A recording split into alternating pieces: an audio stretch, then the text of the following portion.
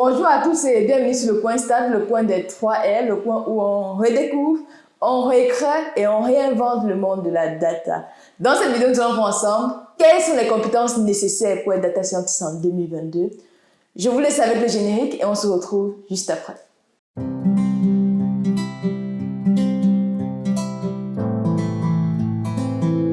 Quelles sont les compétences nécessaires pour être data scientist en 2022? En fait, c'est très simple. Pour être data scientist, il suffit de faire 3 choses. Premièrement, abonnez-vous à cette chaîne.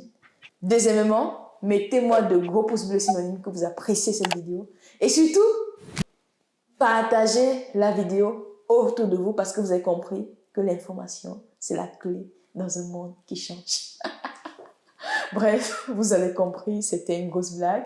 Mais plus sérieusement, n'hésitez pas à vous abonner à la chaîne parce que ça montre que vous aimez le travail, vous soutenez le projet et mettez de gros pouces bleus, ça aide l'algorithme de YouTube à partager cette vidéo à plus de personnes. Et surtout, partagez autour de vous pour pouvoir aider les autres à profiter de ce contenu.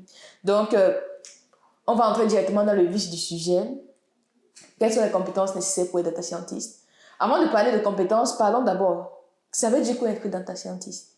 Qu'est-ce qu'un data scientist concrètement? Je vais faire un travail de vulgarisation ici. Un data scientist, c'est tout simplement un expert des données. Un data scientist, c'est un professionnel qui est capable de faire des analyses poussées, de traiter les données pour pouvoir aider le business dans ses prises de décision au quotidien. Tout simplement, il développe ce qu'on appelle des modèles statistiques, des modèles de machine learning, des modèles de deep learning, ce que vous voulez, pour pouvoir faire des recommandations précises au business et aider dans ses prises de décision. Là, c'est le travail du data scientist.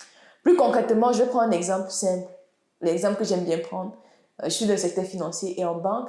Le travail du data scientist peut par exemple être de développer ce qu'on appelle des scores d'octroi. C'est quoi un score d'octroi? Donc, ce sont des modèles qui permettent à la banque d'évaluer les chances qu'un client fait défaut ou pas. Ça permet par derrière de définir des politiques d'octroi.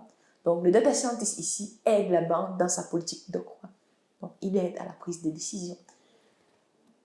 Maintenant que c'est dit, quelles sont les compétences nécessaires pour être data scientist?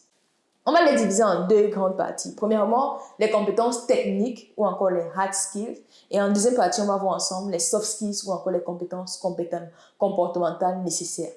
Donc, commençons tout de suite par les hard skills. En termes de hard skills, en termes de compétences techniques, je vais lister 4 compétences principales. La première compétence, ce sera la compétence en mathématiques. Et oui, les mathématiques, oui, c'est important. Oui, les mathématiques, c'est très important lorsqu'on est en data science. Quand je parle de mathématiques, je parle de quoi? Je parle d'abord, premièrement, des probabilités. Si vous avez remarqué bien, dans la plupart des analyses statistiques, il y a toujours des distributions de probabilités. Dans la plupart des analyses statistiques, on calcule ce qu'on appelle des intervalles de confiance. Et tout ça demande de bonnes connaissances en probabilité. Mathématiques, probabilité, premier élément. Mathématiques, il faut également connaître ce qu'on appelle l'algèbre linéaire, donc le travail dans des espaces vectoriels. C'est super important. Pourquoi? Parce que le data scientist, il travaille sur des données. Et en général, les données, il y a des observations, il y a des variables. Et qui dit variable dit colonne. Il y en a beaucoup. Il faut voir une colonne comme étant un axe tout simplement d'un espace vectoriel. Pour pouvoir analyser plusieurs axes, on a besoin des connaissances en analyse, en algèbre linéaire. Si vous regardez bien les méthodes comme l'ACP, ça utilise principalement de l'algèbre linéaire pour pouvoir trouver les facteurs principaux, etc. Donc, la connaissance en algèbre, c'est important lorsqu'on est data scientist. Troisième élément de mathématiques qu'il faut connaître, c'est l'optimisation. Comment est-ce qu'on fait pour optimiser en mathématiques? D'ailleurs, c'est très utilisé dans la plupart des algorithmes de machine learning où on cherche à optimiser le paramètre, à trouver le paramètre optimal. Les notions d'optimisation interviennent. Quatrième élément important, c'est l'analyse. L'analyse, oui, c'est important. Comment est-ce qu'on fait pour dériver des fonctions? Si vous regardez bien, la méthode de descente des gradients utilise beaucoup de dérivés. Donc, je vais vous faire une vidéo sur le sujet plus en détail pour vous décrire les méthodes de mathématiques qui sont importants pour la data science. Mais globalement, sachez que la mathématique, c'est super important lorsqu'on est data scientist. Deuxième élément important en termes de compétences techniques, ce sera tout ce qui va tourner autour des statistiques. J'ai fait exprès de séparer mathématiques et statistiques, c'est volontaire. En statistique, je parle de quoi? Je parle de, premièrement, faire ce qu'on appelle les statistiques univariées, bivariées. C'est ce qu'aujourd'hui on vulgarise avec les noms stylés comme data storytelling, data visualisation, tout ça. Moi, je mets ça dans les stats descriptives, en fait. En matière de stats descriptives, il faut que vous soyez capable de savoir que lorsque j'ai une variable qualitative, il faut que je calcule des fréquences. Lorsque j'ai une variable quantitative, il faut que je calcule une moyenne, un écart type, une variance des quantiles. Connaître en fait l'outil statistique pertinent en fonction du type de données. Ça peut être banal ou basique comme ça, mais sachez que dans la pratique, ça peut être compliqué pour certains. Ou dans la base de données, vous voyez par exemple le sexe qui est codé 0,1. Pour la machine, 0, c'est un chiffre. 1, c'est un chiffre, donc c'est une variable quantitative. Si vous calculez une moyenne sur une variable codée 0,1, ça va vous donner un chiffre. Mais est-ce que ça a un sens? Je vous assure, j'ai déjà vu des personnes qui calculaient la moyenne des variables binaires. Par exemple, vous avez le sexe, vous calculez la moyenne des sexes, vous avez 0,5. Une moyenne de sexe de 0,5, ça veut dire quoi? Ouais. Donc, n'hésitez pas à comprendre les bases des statistiques univariées. Choisir le graphique pertinent, statistiques univariées. Comment est-ce qu'on analyse plusieurs variables en même temps? C'est super important, la stat multivariée. Et maintenant, il faut également connaître la stat inférentielle. Comment est-ce qu'on fait pour pouvoir tester la corrélation qui existe entre deux variables? Donc, bref, je ne vais pas m'étaler là-dessus. Ici, il y aura des vidéos sur ces sujets-là. Ensuite, il faut également connaître ce qu'on appelle le machine learning, le deep learning, tout ce que vous voulez. Connaître les algorithmes d'apprentissage supervisé et d'apprentissage non supervisé. Savoir que lorsqu'on a, par exemple, un apprentissage supervisé, on a une méthode de classification et une méthode de régression. Savoir que lorsqu'on est une variable catégorie, ça sera de la classification. Lorsqu'on est une variable quantitative, ça sera de la régression. Connaître des algorithmes appropriés à chaque type de variable. Par exemple, lorsqu'on a un problème de classification, on peut utiliser une régression logistique. Lorsqu'on a un problème de régression, on peut faire une régression linéaire. Connaître en fait tous les algorithmes qui permettent d'analyser ce type de problème. Régression linéaire, régression logistique, XGBoost, Random Forest. Connaître le deep learning, les réseaux de neurones, c'est super important. Il ne suffit pas de les connaître de nom en fait. Il faut connaître les conditions d'application, les hypothèses, comment est-ce qu'on choisit les hyperparamètres. C'est très très important de connaître le machine learning lorsqu'on est data scientist. Connaître également les méthodes d'apprentissage non supervisé, connaître les CAMIS, Capi-Rouge voisin, etc. C'est vraiment la base. Maintenant que c'est dit, on a des compétences également. Maintenant que c'est dit, une autre compétence qui est très importante lorsqu'on est data scientist, c'est la programmation. Parce que les données ne sont pas en l'air en fait. Pour pouvoir les analyser, on utilise des ordinateurs. Et qui dit ordinateur, dit programmation. Vous ne pouvez pas être data scientist sans savoir programmation. Quand je parle de programmation, moi je ne parle pas de R ou Python, non. Ce n'est pas de ça que je parle.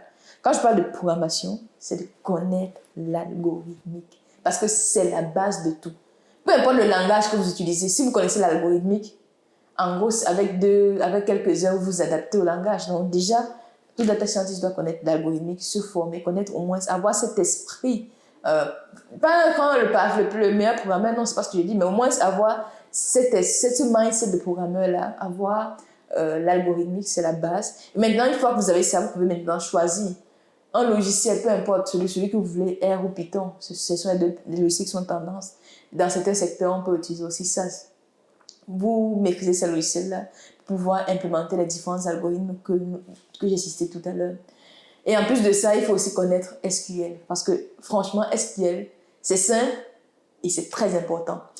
Le premier travail, c'est quoi? C'est toujours l'extraction des données. Et qui dit SQL dit travail sur les bases de données. Donc le data scientist doit connaître SQL. On a déjà parlé des compétences mathématiques, on a parlé de quoi? On a parlé de statistiques, de deep learning, machine learning, on a parlé de programmation. C'est aussi important de connaître le business. Oui, vous ne pouvez pas juste faire des moyennes sans comprendre sans comprendre ce que signifie la moyenne que vous calculez. Ce n'est pas possible. Donc, c'est important d'avoir un minimum de connaissances business. Pourquoi? Parce que au quotidien, vous ne travaillez pas seul. Vous travaillez avec les métiers. Vous devez présenter vos résultats au métier. Et pour pouvoir me présenter le résultat au métier, il faut avoir au minimum comprendre ce que le métier fait. Vous n'êtes pas l'expert, mais avoir les notions dans le métier dans lequel vous exercez fait toute la différence. Donc, pour moi, un data scientist, en plus des compétences mathématiques, informatiques, programmation, il doit connaître le métier dans lequel il travaille. Si tu es en assurance, tu dois connaître les principes de l'assurance. Si tu travailles en banque, tu dois connaître comment fonctionne une banque. Si tu travailles en marketing, tu dois connaître les principes, les fondements du marketing tout simplement. Donc, avoir un minimum de connaissances dans le secteur d'activité dans lequel on évolue fait toute la différence. Donc, voilà, j'espère que c'est très clair en termes de hard skills. Compétences techniques, j'ai parlé de mathématiques, j'insiste. Mathématiques, c'est très important. Statistiques, machine learning, deep learning, programmation et les compétences métiers du secteur dans lequel on souhaite évoluer. C'est ça qui fait toute la différence. Nous avons parlé de compétences techniques. Maintenant, parlons de compétences comportementales. Quels sont les soft skills qu'un data scientist doit avoir? Le premier, vraiment le premier que je trouve important, indispensable pour ne pas se retrouver au placard après 2 années, c'est la capacité d'adaptation, la curiosité. Un data scientist doit être curieux. Pourquoi? Parce que nous sommes dans un monde qui change. Je l'ai dit au départ, le monde change tout le temps. Il y a de nouveaux algorithmes, il y a de nouveaux langages de programmation, il y a de nouvelles façons de faire de la visualisation. Donc, on doit se réinventer tous les jours, on doit apprendre tous les jours. Curiosité doit être le maître mot de tout data scientist. Capacité d'adaptation, c'est vraiment la base lorsqu'on est data scientist. Il faut pouvoir s'adapter au changement. S'il y a une nouvelle approche qui nous permet d'aller beaucoup plus vite, avoir cette flexibilité-là d'apprendre rapidement et de s'adapter à ce nouveau outil, c'est important lorsqu'on est data scientist. Deuxième compétence comportementale que je pense pertinente lorsqu'on est data scientist, c'est la capacité à travailler en équipe.